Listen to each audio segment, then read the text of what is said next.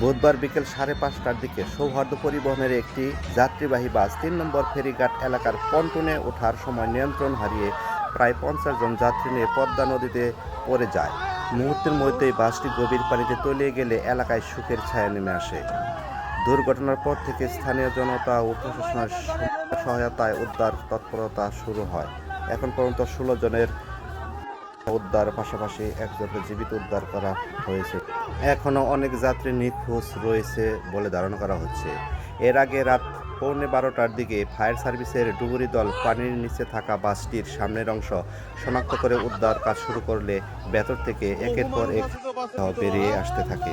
Faridpur fire সার্ভিসের commander Mohammad Belal Uddin জানিয়েছেন, উদ্ধার কাজে ফায়ার সার্ভিস একাধিক ডুবুরি দল সহ বিভিন্ন ইউনিটের সদস্যরা সমন্বিতভাবে অংশগ্রহণ নিচ্ছে।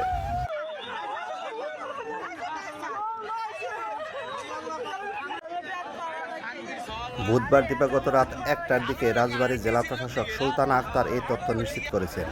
উদ্ধারকৃতদের মধ্যে 11 জন নারী এবং 5 জন পুরুষ রয়েছে। দীর্ঘ প্রায় 7 ঘন্টা নিরলস প্রচেষ্টার পর দুর্ঘটনা কবলিত বাসটি নদী থেকে উদ্ধার করে তুলে আনা সম্ভব হয়েছে।